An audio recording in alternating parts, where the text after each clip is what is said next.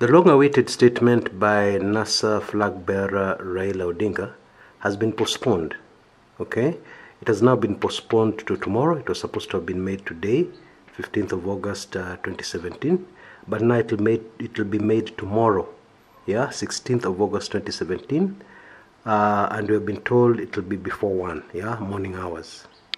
There was no solid reason given for the postponement, especially when Kenyans all over the country are eagerly waiting for that particular statement. Okay, but I've done my own digging around, and apparently it may be linked to a very interesting development behind the scenes that is unfolding right now. Going to the 4th day after the announcement by the IEBC of Uhuru Kenyatta as the winner of those elections, the IEBC can still not produce complete Form 34s. They can't. NASA, of course, have been requesting these forms for a very long time. Yeah, they've been requesting these forms for a very long time, and that information is in the public domain. Yes, you also them requesting the form immediately the results started trickling in. Yes, up to today, as of today, the IEBC cannot produce those forms. Wow. Now, these are not just forms to compare figures. Yeah, let us get that right. These are not just forms for NASA to be able to compare and contrast or to prove something. These are the forms which, according to the Constitution and the law of the Republic of Kenya, are necessary, not even necessary. You cannot announce a winner of an election without those forms. That's what the law says. But as of today, the winner has already been announced. Arrangements are well at hand to wait for the swearing in, blah, blah, blah. Those forms are nowhere to be seen. Now, there's something else. The deadline for any petition against the election of President Uhuru Kenyatta is fast approaching. Yeah, we're on Tuesday today. I don't think it will be possible to do it after Friday midday. Okay, and today is Tuesday. Now, bear in mind, these forms are many. They represent all the polling stations. Yeah, so we are talking about over 48,000 of them. Okay, those are the ones which are required. Now, if you're going to prepare a petition, obviously you want these forms in good time so that you organize the evidence properly, you organize everything. Obviously, you'd need several days to be able to just to organize this Form 34s, yeah, let alone the other aspects of a petition. So, in other words, the window of opportunity for anybody to file a petition is rapidly closing. So that's yet another reason to speculate here. And you know, I keep saying these IEBC election businesses are supposed to be very straightforward. Okay, they're not supposed to be the kind of things which you can question, the kind of things which leave more questions than answers. That is not an election, surely. About the Form 34s, the law is very clear. What should indeed have happened, and if it had happened, there would have been no this chasing after Form 34s which are not there, is that each polling station was supposed to announce a winner. Yeah, and then that decision is final. And then this winner from each polling station was supposed to be transmitted both to the IEBC servers and also to the constituency tallying center. And then the constituency was supposed to announce the winner after tallying all those, after doing some arithmetic, adding up, just addition of all the polling stations had brought in. And say, for example, in whatever constituency, Elgeyo Marakwet, whatever, this is the winner. Yeah, simple as that. But that never happened.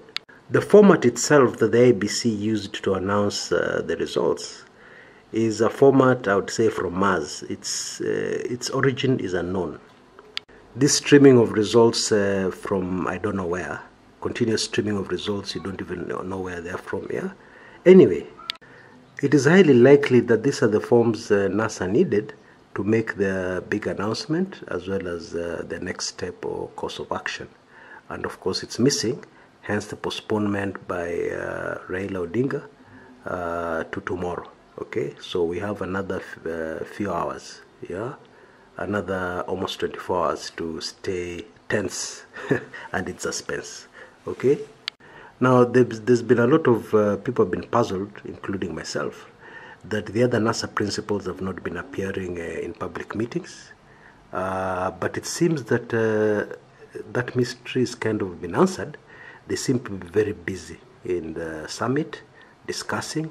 I understand it's quite a large group consisting of all the constituent parties of NASA. Yeah, they are major people. It also consists of political advisors, economic advisors of NASA. Yeah, it's quite a large group. Okay, so they have been very busy behind the scenes. Okay, I also have information that there is not total consensus and agreement on the way forward for NASA. You know what next step to take, well, I just hope they agree, because this is the last time. This is the worst time for them to be divided. Okay, but that is part of the information I'm getting from insiders. Yeah, there seems to be one group which believes that the court option must be pursued. Yeah, although I have no idea how that will happen, and the Form 34s are nowhere in sight. Today is Tuesday. Tomorrow I'm sure there'll be another excuse. Really, you know, the bottom line is this. According to the results I have seen myself, according to the information I have seen, yeah, the minute there's only two options here. Yeah, either the IEBC produces cooked forms, which will contradict with what NASA have, and will contradict with a lot of other signed forms that have been made available according to my inside information. Yeah, or IBC produce the correct forms, which will produce a different winner. It's as simple as that. That is what the situation is, and that is what is causing the delay. Because for IBC to release the proper Form 34s, folks, I assure you the results will be different. That is really the issue here, hence the delay. Of course, there's been a lot of continuous evidence pouring in, proving even to those who are doubting that actually what happened on Tuesday was not what people thought happened. Yeah, that there was a lot of fiddling. Yes, there are a lot of things which are mysteries, and elections are not supposed to be mysteries. They're supposed to be carried out in an open, transparent manner where everybody sees what's happening. Well, Kenyans did not see what was happening, except results which were being flashed. These results continued streaming in even as late as yesterday. Yeah, yeah, wow, yeah, that's Kenya for you. Bottom line, what I think is that this already is a confrontation. Yeah, a confrontation between the truth and falsehoods. Yeah, now normally falsehoods win. So I'm under no illusion that we will get a great revelation, that NASA will produce the real results, and then Jubilee will concede and kindly and meekly walk out. Nothing like that will happen. This is high stakes politics, okay? So really what Kenyans should brace for themselves is a continued confrontation between the truth and lies. That's really what it is. We know that lies almost always wins. So we need to continue to pray very deeply for our country. We continue to pray. We should continue to pray that peace prevails. We should also continue to pray that the truth, above everything else, that the truth and justice will prevail. Now I want to finish this recording with another puzzle that has come up. Now in Elgeyo Marakwet is in the Rift Valley. It's a Jubilee stronghold. A young girl of 15 years old was shot dead. Yeah, residents say that she was shot by the police. Okay, a post-mortem has just been carried out about an hour or two ago, and it proved that actually she was killed by a bullet. The circumstances are very similar to the circumstances of Mathare. I mean the circumstances of the bullet penetration to the body. Yeah, the type of bullet used and so on and so forth are very similar to what happened in Mathare. Okay, so the big puzzle here is why would the security forces want to target, yeah, children? Because this is a second case of a child being shot, and it is even more puzzling because there was no skirmish at the time the child was shot. The child was actually standing next to the vehicle of an independent candidate, Lina Chebi, yeah, who lost that seat and she has disputed it. Who lost the election for MP for the area and she has disputed it, yeah. And some of the bullets also hit her car. She has claimed it was an assassination attempt, okay. Of course, that needs to be verified. That's just her claim. But meanwhile, we have a body of a young, innocent 15-year-old girl. Okay? Now, obviously, the residents of the place are very annoyed. They're very upset. Yeah, all of them are saying she was shot by a member of our security. Yeah, and indeed the post-mortem confirmed that she died from bullet wounds. Yes, and this is very disheartening, but it produces a mystery, a puzzle. Yeah, and let us hope that we are wrong, because the picture that seems to come out of here is that there seems to have been an effort. Not an effort, let me rephrase that.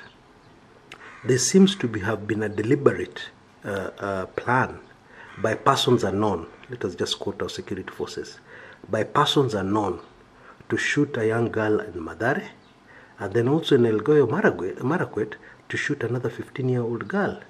Persons unknown. Yeah? So what was the objective of these persons unknown? What can somebody surely gain from shooting children? Yeah? What would these persons unknown gain? Okay, that is a mystery to chew on. Until next time, this is Chris Kumekucha.